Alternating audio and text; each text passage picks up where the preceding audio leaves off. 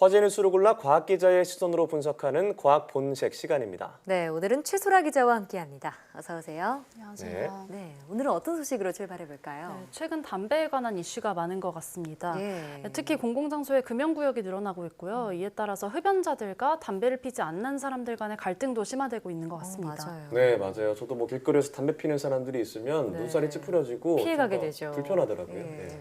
네, 이런 논쟁은 우리나라의 일뿐만이 아니라고 하는데요. 최근 스웨덴에서 새로운 흡연 금지법이 발효됐습니다. 네. 이 역사 내 플랫폼이나 버스 정류장 또는 이 레스토랑의 야외 테라스 등에서도 흡연이 전면 금지된 겁니다.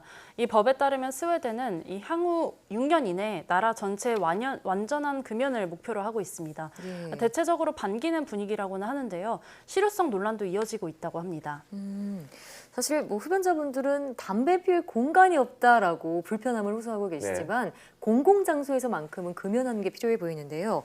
왜냐하면 간접 흡연이 그만큼 위험하잖아요. 네, 그렇습니다. 예. 간접 흡연, 그러니까 2차 연기에 의한 흡연이 해롭다는 것은 예. 잘 알려졌죠. 그런데 꼭 옆에서 흡연하는 것이 아닐지라도요. 이 담배 연기에 노출된 적이 있는 옷 곁에 머무르면은 이 담배를 핀 적이 없어도 혈액 속에서 니코틴이 검출됐다는 보고가 있습니다. 예. 이런 것을 3차 흡연이라고 합니다. 네. 3차 흡연이라고 하니까 좀 생소한데요. 뭘 말하는 건가요? 네, 3차 흡연이라고 하면은 흡연하고 난 자리에 남아있는 화학물질로 인해서 담배를 핀 것 같은 효과가 난다는 건데요. 예.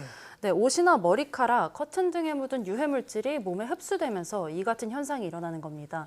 그런데 이런 3차 흡연 물질이 사람 세포에서 암을 일으킬 수 있다는 연구가 최근에 나왔습니다. 네. 그러니까 담배를 피웠던 자리에 머무르는 일만으로도 암에 걸릴 수 있다는 겁니다. 3차 흡연이요. 그러니까 담배 피우고 있는 사람을 피하는 것만으로도 담배의 영향에서 벗어날 수 있다 이렇게 볼 수는 없겠어요. 네, 그렇습니다.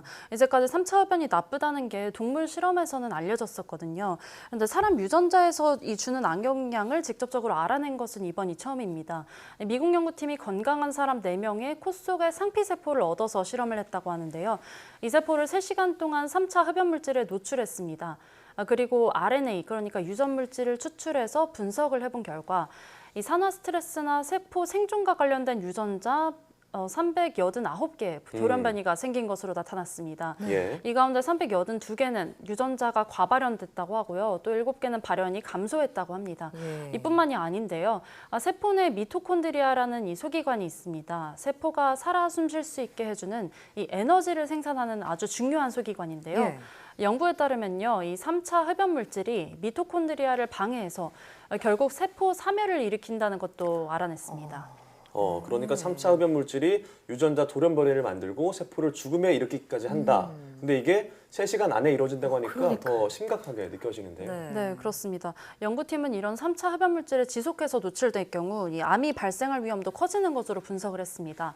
담배 연기를 피한다고 노력을 하더라도 이 3차 흡연 물질까지 피하기는 쉽지가 않은데요. 흡연하고 난 자리에 남아있는 물질이 악영향을 주는 게 밝혀진 만큼 이 흡연 구역을 만들고 또 그 외에서는 이 담배를 피지 못하도록 강력하게 규제하는 게 필요하다는 게 이 과학적으로 밝혀진 셈입니다. 네. 저희 아버지께서 흡연자이시기 때문에 늘 밖에서 담배를 피우고 오시는데 이처럼 가족 구성원이 흡연자일 경우 다른 곳에서 담배를 피우고 온다고 해도 이 가족들이 3차 흡연에 노출될 수 있다는 점은 알아두셔야 할 것 같다는 생각이 네. 듭니다.